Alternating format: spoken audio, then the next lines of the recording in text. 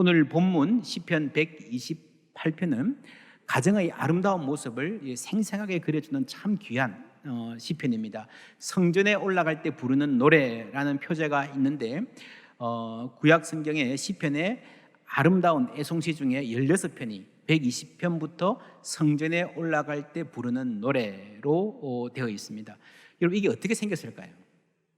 우리가 성전에 올라갈 때 부르는 노래가 필요하니까 작사자, 작곡자 섭외해가지고 16명 나눠가지고 위원회를 만들어서 그렇게 했을까요? 그랬을 것 같지는 않아요. 그냥 사람들이 성전에 올라가다가 긴 걸음 걸으면서 애송하다 보니까, 즐겨 부르다 보니까 이게 이제 모여가지고 성전에 올라갈 때 부르는 노래가 컬렉션이 된 것 같습니다. 예수님도 그랬을 거예요. 예수님의 어릴 때 예수님의 가정이 갈릴리 나사렛에서 예루살렘까지 먼 길을 걸으면서 함께 얘기도 하고 하면서 즐겨 부르던 노래 중에 하나였을 것입니다. 그 장면을 생각해 보면 이 아주 아름다운 이 가정의 모습이 그대로 그림처럼 그려집니다. 1절에 여호와를 경외하며 그의 길을 걷는 자마다 복이 있도다. 걷는다라는 말이 나오죠. 할락라는 말인데, 여러분, 하나님을 예배하러 가기 위해서 성전을 향해서 걸음을 옮깁니다. 걷고 있습니다.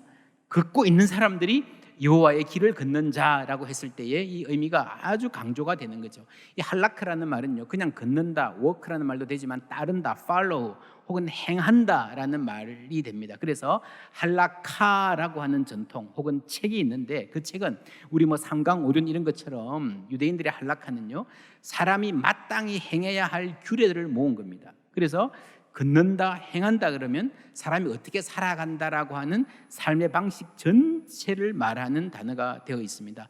하나님께서 아브라함을 부르실 때에 내가 너에게 보여줄 땅으로 어떻게 해라? 가라, 걸어라, 이 말이에요. 할라크. 이때부터 아브라함은 이 길을 걸으면서 수많은 사람들을 만납니다. 출발할 때는 몰랐던 수많은 일들을 맞닥뜨리고 경험합니다. 그것이 인생입니다. 여러분, 아브라함의 신앙은요, 교실에서가 아니라 길 위에서 형성된 것입니다. 그 길을 걸으면서 많은 상황을 만나면서 당황도 해가면서 어떻게 사는가를 배우고 하나님 신뢰하는 법을 배우는 거예요. 여러분, 예수님이 제자를 삼을 때 어떻게 하라 그랬어요? 요즘은 제자 그러면요, 너 내가 봉직하는 학교에 와서 공부해, 입학해, 그러지만 예수님은 그러지 않으셨죠. 예수님은 뭐라 그러셨습니까? 나를 따르라, Follow me. 내가 가는 길을 따라오라라고 말씀하신 거예요. 그래서 제자는 학생, 스튜던트가 아니라 follower, 따르는 자입니다. 예수님의 길을 따라가는 사람들이 제자라는 거예요. 삶 속에서 시편 128편 1절 여호와를 경외하며 그의 길을 걷는 자마다 복이 있도다라는 말을요, 신약의 말로 바꾸면 예수님을 따라 걷는 follow하는 제자, 팔로워들의 삶이 복되다라는 말입니다. 여러분, 구약에서는 가정이 함께 성전에 올라가는 길을 걸었습니다. 신약의 말로 한다면 가정에서의 삶이 가장 중요한 제자 훈련의 장이라는 말입니다. 우리 자녀들이, 손자, 손녀들이 아빠, 엄마, 할아버지가, 할머니가 되면 그들은 어떤 길을 걸어갈 것인가? 어떤 삶을 살 것인가? 그래서 옛날에 선배들이 걸었던 그 발자국을 보고 그대로 따라간다는 이 그림으로는 좀 부족합니다. 성경의 그림은 뭡니까? 함께 걷는 거예요. 함께 걸으면서 그 함께 걸었던 엄마, 아빠, 할아버지, 할머니와 함께 걸었던 그 기억, 그때 익힌 감각으로 자기의 길을, 새로운 길을 가는 거예요. 그렇죠. 그게 훨씬 더 맞는 그림입니다. 여러분, 이런 언덕길을 통과할 때에 부모님은 이렇게 하셨어. 가다가 넘어진 사람을 볼 때 우리 엄마는 이렇게 도와줬어.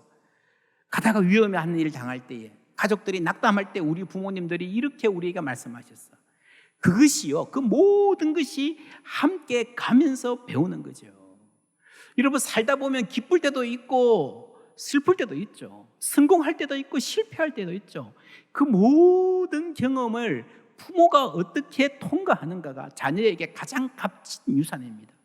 우리가 오해받을 때도 있고 가난할 때도 있고 병으로 신음할 때도 있죠. 그러한 삶을 함께 살아가는 게 가족이고요, 그것을 어떻게 살아가는가를 배우는 게 인생의 가장 소중한 자산입니다. 이 걷는다라고 하는 것은요, 신앙생활이라고 하는 것은요, 단지 교회만 잘 다니는 게 아니라 라이프스타일, 삶의 양식을 총체적으로 배우는 것이 신앙교육이라는 거예요. 우리의 지식만으로, 우리의 말만으로 가르치기에는 세상은 너무 복잡합니다. 그렇죠? 이럴 때는 이렇게 해라라고 아무리 공식을 잘 만들어 주어서 말해줘도요, 세상은 그걸로 포괄하기는 너무 미묘합니다. 함께 걷는 수밖에 없어요. 함께 가는 거예요. 근데 가족이 함께 삶을 통과하는, 함께 걸어가는 이 가족에서 가장 중요한 게요, 가족들이 함께 하는 시간, 패밀리 타임입니다. 3절 다 같이 읽습니다. 내 집 안방에 있는 내 아내는 결실한 포도나무 같으며 내 식탁에 둘러앉은 자식들은 어린 감람나무 같으리로다. 할렐루야. 여러분, 아름다운 그림이 눈에 들어오지 않습니까? 한 가족이 식탁에 둘러앉은 모습은 세상의 어떤 그림보다 아름답습니다. 이것을 우리가 회복해야 됩니다. 이 식탁을 가능하게 하기 위해서, 이 음식을 마련하기 위해서 가족들은 땀 흘려 일했습니다. 이 집도 마찬가지입니다. 그렇죠? 여러분, 그리고 그 땀 흘려 일한 것 위에 하나님의 은총이 있다는 것을 알아야 됩니다. 왜냐하면 우리가 세상에서 아무리 수고하고 열심히 일해도요, 합당한 대가를 누리지 못하고 사는 사람들이 많기 때문입니다. 한 해 동안 열심히 농사를 지었는데 막판에 태풍이 불어오면 다 날아가잖아요. 그거는 옛날 일이고 요즘은 안 그렇다? 그렇습니까? 아니에요. 여러분, 사회의 부조리와 경제의 불안정성, 내일의 불확정성은요, 어느 때보다 높아지고 있습니다. 젊은이들이 뭐 어떤 직종에 취직하려고 열심히 공부하고 준비했는데, 여러분, 그 분야 자체가, 직종 자체가 완전히 그냥 다 무너져 버리는, 많지 않습니까? 어떻게 살아요? 사업하는 것도 마찬가지잖아요. 그리스도인들은 기도하는 사람들입니다. 오늘 우리에게 일용할 양식을 주옵시고, 예나 지금이나 우리는 똑같은 말로 기도합니다. 무슨 말입니까? 우리가 먹고 사는 것 자체가 하나님께 달려 있다는 거예요. 어떻게 생각하십니까? 내 먹을 양식 정도야 내 손으로 충분히 벌 수 있어. 내가 건강한데 우리 가족 내가 충분히 먹여 살릴 수 있어. 좀 더 힘든 일이라면, 높은 데 있는 일이라면 하나님께 부탁하더라도 이건 내가 충분히 할 수 있어. 그렇습니까? 아니에요. 아니에요. 2절 말씀 함께 읽습니다. 내가 내 손이 수고한 대로 먹을 것이라. 내가 복되고 형통하리로다. 할렐루야. 수고하고요, 그 대가를 누리는 것이 복이라는 거예요. 하나님 주신 복이라는 거예요. 여러분, 땀 흘려 일할 수 있고 정직한 노동의 대가를 누리고 가족들과 함께 나누는 것은 하나님이 주신 복입니다. 일할 장이 있다는 것, 일할 거리가 있다는 것, 일할 수 있는 건강이 있다는 것 자체가 나에게 복인 줄 믿습니다. 이 복을 누리는 사람들은 감사해야 되고요, 당연한 것으로 생각하지 말아야 됩니다. 그리고 일하고도 누리지 못하는 사람들을 위해서 기도해야 되고, 그런 사회가 될 수 있도록 할 수만 있으면 함께 노력해야 됩니다. 성경의 가치관은 수고하여 일하는 사람이 존경받는 사회를 만드는 방향으로 향하고 있습니다. 하나님은요, 가족이 함께하는 시간을, 우리의 패밀리 타임을 기뻐하십니다. 3절 말씀 다시 읽습니다. 내 집 안방에 있는 내 아내는 결실한 포도나무 같으며 내 식탁에 둘러앉은 자식들은 어린 감람나무 같으리로다. 아멘. 할렐루야. 여러분, 가족이 식탁에 둘러앉아서 맛있게 밥 먹고 대화하는 모습을 하나님이 기뻐하신다는 거죠. 참 보기 좋다. 기뻐하신다는 거죠. 여러분, 기뻐하시면요, 하나님이 기뻐하시면 그 다음에 뭡니까? 하나님이 복 주시는 거죠. 여러분, 꼬마 때 어른들이 기뻐하면 뭐가 나옵니까? 용돈이 나오나요? 하나님이 기뻐하시면 뭘 주십니까? 그 자리에서 가족이 함께 패밀리 타임을 가지고 함께 하나님을 기억하는 그 자리에 하나님이 복을 주신다라는 겁니다. 여러분, 그런데 오늘의 가정은 너무 바빠요. 각자 너무 바빠요. 초등학생만 돼도요 바쁘고요, 중고등학생 얼굴 보기 참 힘들잖아요. 5절 함께 읽습니다. 여호와께서 시온에서 내게 복을 주실지어다. 너는 평생에 예루살렘의 번영을 보며. 아멘. 바로 이런 가정, 아름다운 패밀리 타임을 가지는 가정에게 하나님이 복을 주신다는 거예요. 너는 예루살렘의 번영을 보며 너희들 때문에 나라가 번영할 것이라는 말이죠. 여러분, 번영이라는 말은요 참 좋은 말인데 성경에도 나오는 말인데 지금은 이미지가 좀 많이 안 좋아져 있습니다. 들어보셨습니까? 번영신학, 프로스페리티 테올로지. 이거는요, 예수 믿으면 복 받는다는 말만 계속 하면서 물질적인 탐욕을 신앙의 동기로 삼는 그런 경향을 말합니다. 잘못입니다. 신앙을 물질적 번영을 위한 도구로 보는 것은 잘못입니다. 그러나 여러분, 번영이라는 말 자체는요, 성경에 나오잖아요. 하나님의 선물이잖아요. 이 번영이라는 단어는 goodness, 하나님의 선하심이라고 할 때와 같은 단어입니다. 시편 34편 8절에 너희는 여호와의 선하심, goodness를 맛보아 알지어다. 여러분, 진정한 번영은요, 하나님의 선하심을 누리는, 본받은 그 공동체가 누리는 거예요. 그게 진짜 성경이 말하는 번영입니다. 하나님의 선하심은 정의와 공평, 샬롬, 약한 자를 존중하고 귀하게 여기는 것, 함께 살아가는 마음이 그 안에 포함되어 있어요. 남이야 어떻게 되든, 사회야 어떻게 되든 내 것만 챙기면 된다라는 것은 성경이 말하는 번영과 전혀 상관이 없습니다. 잘못된 것입니다. 시온에서 복을 주실 것이다 라고 했는데, 여러분, 시온에서라는 말을 오늘날에 적용하면 하나님이 함께 하시는 신앙 공동체를 말합니다. 그래서 시온에서 복을 주신다면, 오늘 말로 하면, 오늘은 저기 이스라엘 가야 복을 주신다는 말이 아니고, 오늘 말로 하면 시온에서 복을 주신다는 말은 교회와 가정을 통해서 하나님이 우리에게 복을 주신다는 말입니다. 할렐루야. 그 교회와 가정이 어떤 곳입니까? 하나님의 선하심을 맛보는 것이에요. 맛보는 것이에요. 이걸 맛본 사람들이 복된 세상을 만들어 가는 거예요. 우리 자녀들이 세상에 복된 존재가 되기를 바랍니다. 그러기 위해서 우리는 교회에서, 가정에서 하나님의 선하심을 맛보아야 됩니다. 하나님이 이렇게 좋은 분이구나, 하나님 믿고 경배하고 하나님 뜻대로 사는 게 이렇게 아름다운 것이구나 하는 것을 맛보는 가정 되기를 주님의 이름으로 축원합니다. 그럴 때 우리 주위 사람들이 복 받는 거예요. 그래서 가정 예배는요, 우리 가정만을 위한 것이 아닙니다.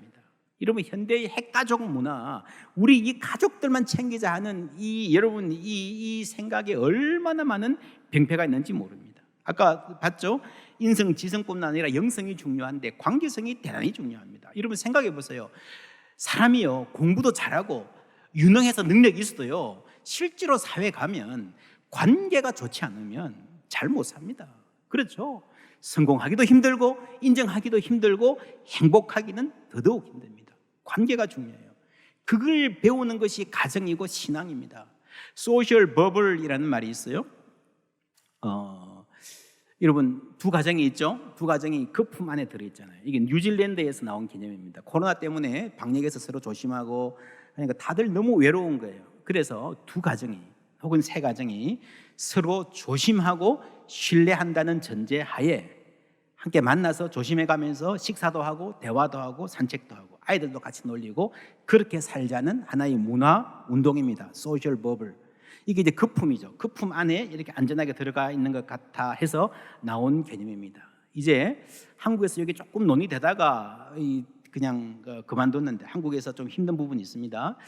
이제 여러분들 백신도 좀 접종하시고 나면요, 조금씩 이런 시도를 해보시면 좋을 것 같아요. 우리 교회 국제부에서는 다 누리네라는 프로그램으로 두 가정씩 1박 조심해가면서 참 이 외로운 시대에 귀한 시간 참 잘 가졌습니다. 그래서 사실은 이제 요즘 같으면요, 뭐 사람 방에 5가정, 뭐 7가정 모이는 게 조금 부담되잖아요, 그죠? 그래서 여름에 2가정 정도 함께 밖에 나가서 휴가를 가든지 뭐 캠핑을 하든지. 저는 우리 교회 사실 자연 경관이 굉장히 좋잖아요. 그죠? 너무너무 사실 너무 아름다운 곳입니다. 이런 곳이 있다는 게 깜짝 놀랄 정도인데, 교회 내에 어디에서 한 2-3가정이 텐트 치고 함께 교제할 수 있어도 좋겠다 하는 생각이 있고요. 그래서 당에서도 그런 가능성들을 좀 잘 모색하고 있는 중입니다. 여러분 생각이 드시면 당의 의원들에게 말씀해 주시면 좋겠습니다. 왜 이런 걸 하냐? 굳이 관계성이 중요하다는 거죠. 물론 집에 틀어박혀서 아무도 안 만나고 있으면 안전은 하겠죠. 근데 그것도 위험합니다. 어떤 위험이 있어요? 고립감, 스트레스, 우울증. 그렇죠. 여러분, 이게 심각한 병입니다. 뉴질랜드라는 나라에서 이걸 시작한 이유가 전염병 감염 못지않게 사람들이 외로워지는 것은 심각한 질병이다라고 생각했기 때문입니다. 또 하나 생각해 볼 단어가 kinfolk라는 단어가 있습니다. 이게 이제 미국에서 어느 마을에서 아마 포항 비슷한 중소도시 같아요. 시작했던 잡지 이름입니다. kinfolk라는 말은 본래 친적, 친척, 친족을 뜻하는 말인데 가까운 사람들과 함께 어울리며 느리고 여유로운 자연 속의 소박한 삶을 지향하는 라이프 스타일을 kinfolk라고 하는 하나의 문화 현상이 되었습니다. 이것이 한국에 몇 년 전에 들어왔는데요, 꽤 유행했습니다. 이게 이제 한국에서는 이상하게 들어오면 뭔가 좀 바뀌어요. 웰빙이라는 말도 굉장히 좋은 말인데 이 굉장히 고급 취향의 문화로 바뀌었듯이 이게 kinfolk라는 말이 고급 인테리어 연예인들도 많이 좀 개입되고요, 그런 과시적 문화로 소비되는 경향이 있습니다. 그러나 일반 명사로서 이 kinfolk라는 굉장히 좋은 단어입니다. 우리가 참고할 만한 새로운 삶의 스타일입니다. 이게 왜 필요한가 하면요, 다 핵가족이잖아요. 대가족 사회에서 핵가족으로 바뀌면서 관계가 너무 제한됩니다. 여러분 엄마 아빠들이 아이들 엄마 아빠 얼굴만 보고 여러분 그 모든 욕구를 해결해 줄 수가 없습니다. 우리가 그러잖아요. 아이 하나 키우는데 온 마을이 필요하다. 온 교회가 아이들 키우자 하는 말을 좀 구체적으로 적용하면요, 교회 내에서 교우들끼리 여러분 삼촌도 되어주고 이모도 되어주고 사촌도 되어주고 그러자는 말이에요. kinfolk라는 말이 어려운 말 같지만 좋은 우리말이 있습니다. 이웃 사촌. 뭡니까? 멀리 사는 사촌보다도요 옆집에 사는 사람이 훨씬 가까울 수 있다. 나한테 소중한 사람일 수 있다는 겁니다. 여러분 질환지교를 꿈꾸며라는 글 아시죠? 꽤 오래된 글인데 유한진 씨, 저녁을 먹고 나면 허물 없이 찾아가 차 한 잔을 마시고 싶다고 말할 수 있는 친구가 있었으면 좋겠다. 입은 옷을 갈아입지 않고 김치 냄새가 좀 나더라도 흉보지 않을 친구가 우리 집 가까이 살았으면 좋겠다. 비 오는 오후나 눈 내리는 밤에도 고무신을 끌고 찾아가도 좋을 친구, 밤늦도록 공허한 마음도 마음 놓고 보일 수 있고 악의 없이 남의 얘기를 주고받고 나서도 말이 날까 걱정되지 않는 친구. 여러분 이게 kinfolk, 이웃 사촌입니다. 옛날에는 많이 그랬잖아요. 이리 와 우리 같이 밥 먹자, 숟가락만 하나 더 얹으면 되는데 요즘 그런 말 많이 사라졌죠. 이러면 누가 오는데 장을 봐야 되냐, 우리 집 좀 청소해야 되는데 이러면요 그건 이웃이 아니에요. 요즘은 이웃이 점점 사라지잖아요. 그렇죠? 그래서 사실은 현대 생활이 옆집에 사는 가까운 분들도 실제로 가까운 사이이기 힘듭니다. 사실 우리에게 가장 가까운 사람들은요 매주일 얼굴 보는 교우들입니다. 그렇지 않습니까? 이러면 엄청난 축복입니다. 내가 매주일 얼굴 보고 인사하는 일주일에 한 번씩, 요즘에 형제들도 1년에 몇 번 만나기 힘든 이 세상에서 이렇게 만날 수 있는 이 관계라는 게 얼마나 놀라운 축복인지 모릅니다. 이 축복을 우리가 함께 키워갔으면 좋겠습니다. 풍성한 삶이 가까이 있습니다. 여러분 코로나19가 우리에게 가르쳐 준 것은요, 하나는 하나님 앞에 모여서 예배하는 이 시간이 얼마나 소중한가, 그리고 또 하나는 함께 밥도 먹고 차도 마시고 아이들도 함께 놀리고 함께 살아가는 소소한 일상이 얼마나 소중한가입니다. 그래서 사실은 제가 이 패밀리 타임 하면서 고민을 많이 했습니다. 예배를 아예 kinfolk 예배로 할까 할 정도로 우리 가족만, 우리 가족 중심으로 예배 드릴 때 할 수 있으면 조금 시간 괜찮아지시면요 주위에 이웃들 함께 두 가정이 함께 해도 좋고, 혹은 혼자 사는 분이 있으면 같이 밥 먹자 해서 밥 먹으면 해도 좋고, 좀 그런 흐름들을 우리가 좀 만들었으면 좋겠습니다. 같이 해보면 좋은 점이 얼마나 많은지 모릅니다. 우리 교회 시설도 그래요. 지금은 코로나 때문에 많이 제한되어 있지만 저 밑에 브릿지센터 여러분 가보셨습니까? 아주 멋지게 만들어놨습니다. 교제의 장입니다. 이어서 야외에서도 좀 함께 교제할 수 있도록 그랬으면 좋겠어요. 우리 교회가, 이 교회라는 교회당의 공간이 교우들에게 좀 아늑한 곳이 될 수 있으면 좋겠다 싶어요. 그래서 우리 아이들이 자라서 포항을 떠나더라도 이 교회라는 공간을 생각하면서 고향을 추억할 수 있는, 여러분 인간에게는 그게 있어야 됩니다. 이 홈이라고 하는 고향의 이미지, 집의 이미지가 있어야 됩니다. 우리에게 다 있잖아요. 옛날 어릴 때 내가 자라던 마을, 어머니 품 같은 장소의 기억만 있어도 좋아요. 그죠? 그 동네 골목길 앞에 있던 그 나무, 거기에 평상 놓고 어른들이 장기도 뜨고 그죠? 파리채 들고 왔다 갔다 하는 사람도 있고 그죠? 그래서 아이들은 옆에서 딱지치기 하고 놀던 그런 이미지가 다 있잖아요. 그죠? 근데 지금 아이들은 자라면 어떤 느낌을 가질까요? 무슨 아파트 몇 동 몇 호? 너무 불쌍하지 않습니까? 그죠? 이 마음에 고향이 없는 거예요. 존재의 뿌리가 없는 거예요. 저는 그 역할을 교회가 했으면 좋겠습니다. 우리 고향 이러면요, 가보면 그때 우리가 날 몰던 그 놀이터와 그 나무 밑, 그죠?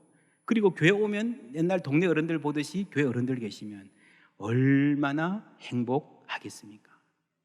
교회와 가정이 하나 되어서 하나님을 경외하는 가정, 복된 삶을 만들어 가기를 바랍니다.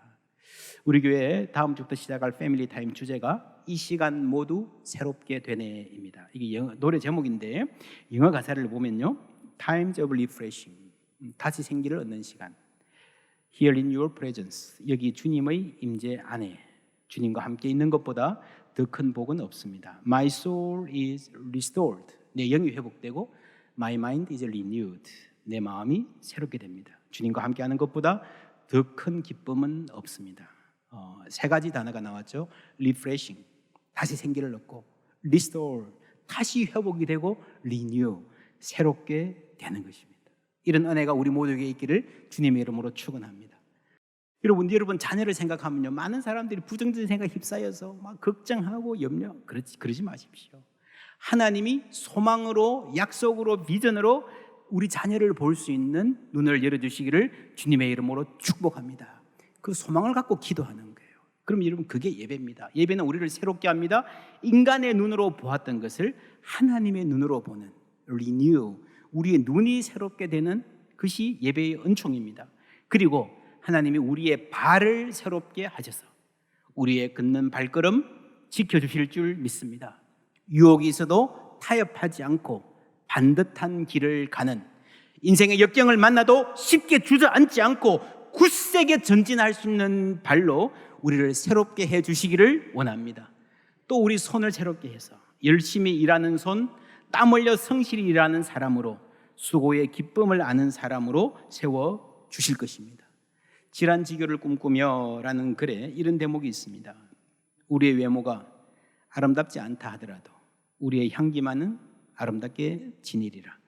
우리는 시기하는 마음 없이 남의 성공을 얘기하며 경쟁하지 않고 자기 하고 싶은 일을 하되 미친 듯이 몰두하게 되기를 바란다. 이런 멋있지 않습니까? 다음 주일 설교는 이 지점에서 시작하겠습니다. 소명, 일. 여러분, 멋있는 삶은요, 멋있는 삶이 어떻게 가능할까요? 멋있는 척 한다고 멋있게 되겠습니까? 안 돼요. 모든 멋있는 삶은요, 뭔가를 맛본 사람이 살 수 있습니다. 그렇죠? 뭔가 다른 사람이 못 보는 어떤 인생의 맛이 있어요. 그죠? 음악. 다른 사람은 그냥 지나가는데 너무너무 이 음악은 좋아, 그 맛을 알아. 그러면 그 음악에 관해서 멋있는 사람이 되는 거예요. 여러분, 멋은요, 맛에서 나옵니다. 멋은 어디서 나온다고요? 맛에서 나오는 거예요. 여러분, 맛을 아는 사람이 멋있게 살 수 있습니다. 멋있게 보이려고 사는 게 아니라 그 맛을 알고 그 맛 안에서 좋아해서 살아가다 보면요, 남들이 보면 와, 정말 멋지네, 이런 삶이 되는 거예요. 너희는 여호와의 선하심을 맛보아 알지어다. 할렐루야. 여러분, 이거 하라 저거 하지 마라 잔소리 한다고 아이들 바뀌지 않습니다. 나도 못 바꿉니다. 그러나 우리가 여호와 하나님의 선하심을 맛보아 안다면 우리는 다른 삶을 살 수 있을 것입니다. 어떤 사람들이 우리를 보고 멋있다, 저렇게 살 수도 있구나 하는 은혜가 있을 것입니다. 이러한 은혜가 우리 모두에게 충만하기를, 시온의 복이 가득한 교회와 가정 되기를 예수님의 이름으로 축복합니다.